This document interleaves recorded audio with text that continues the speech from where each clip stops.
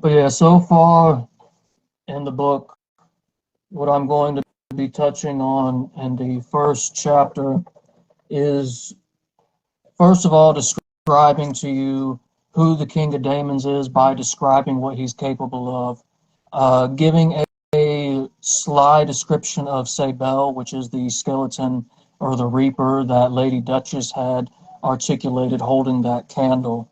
And then further down, I give as if I am the person reading to the person reading, the moral encompass of everything that is going to come and what view I am taking of the universe.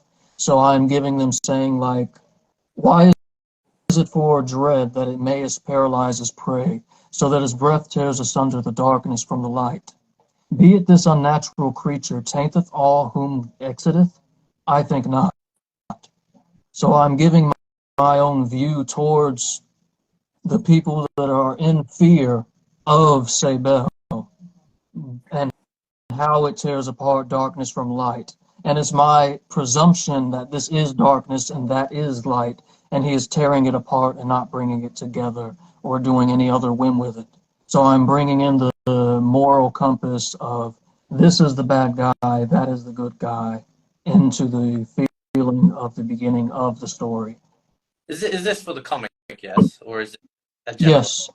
The comic and the TV have the same law. Though you are a narrator, are you going to actually narrate the comic, or will it just flow as a story?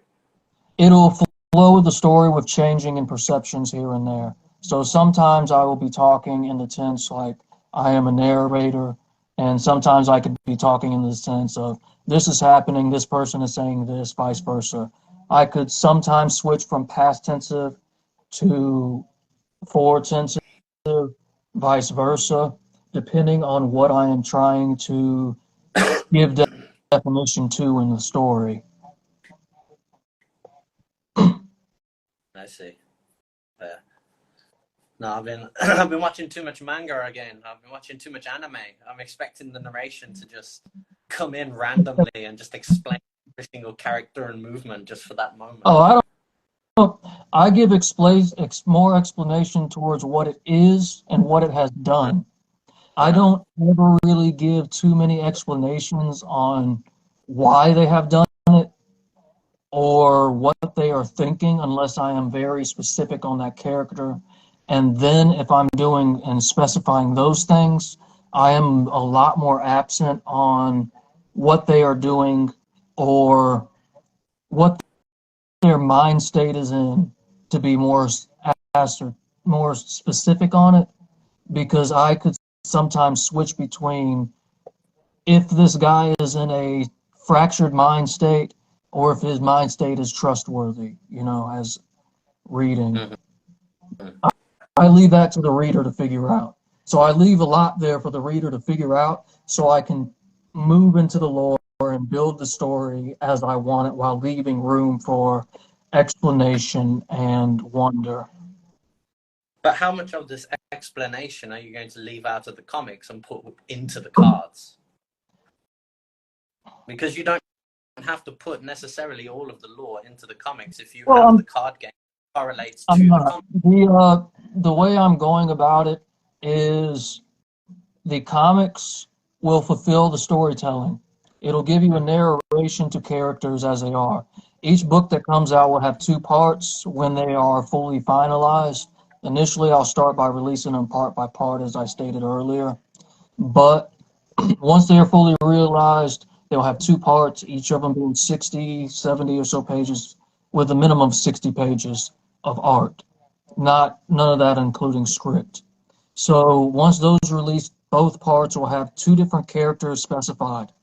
So in book 1, I am specifying Mr. Green as the main character and giving his lore plot, and then also diving in a little backstory of other characters.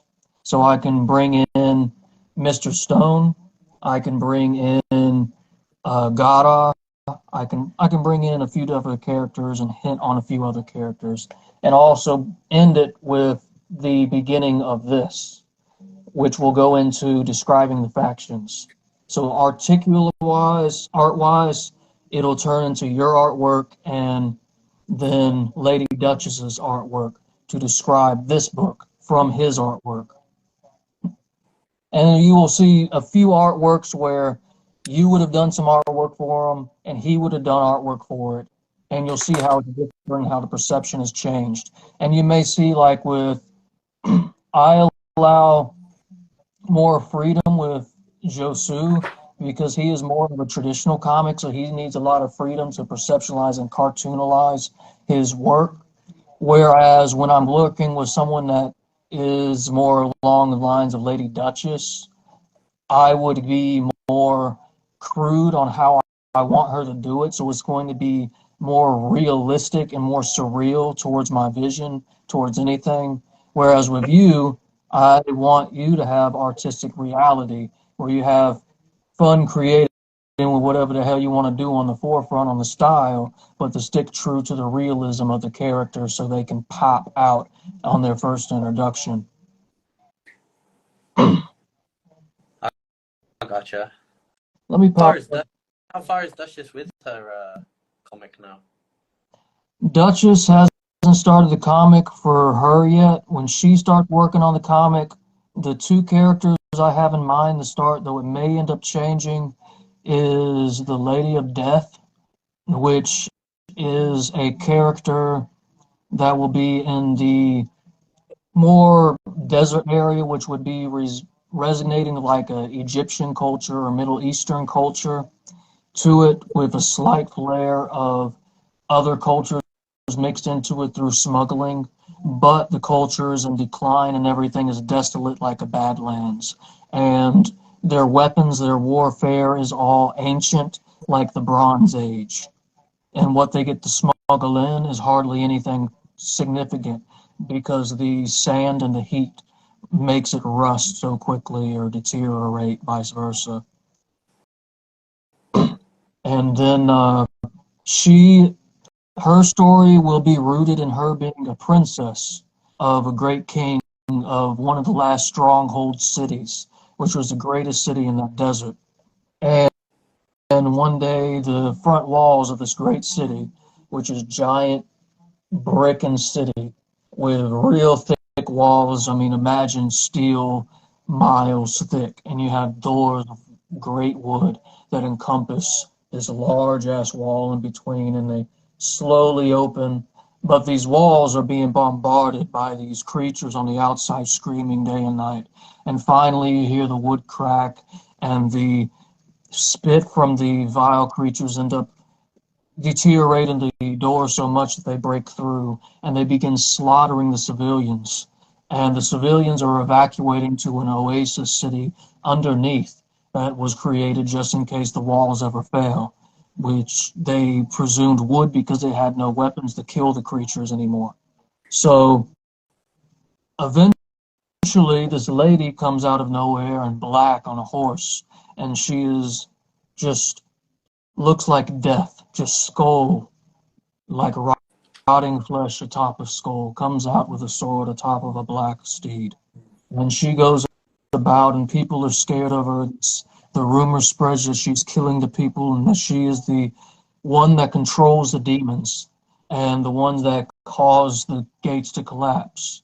But towards the rest of the book, I will show it that she was fighting the demons and killing them, and she's the one that stopped them and prevented them from breaking into the oasis where people were hiding.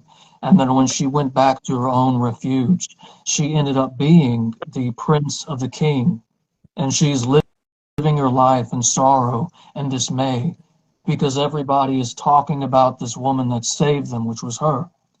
And she goes in through more social relations that a woman more or less would want to be reading into, like romance, this and that. And the person that she is falling in love with, she ends up hearing him talking about her as the steeded lady of death, saving them, and then she ends up going through thoughts and things of that nature.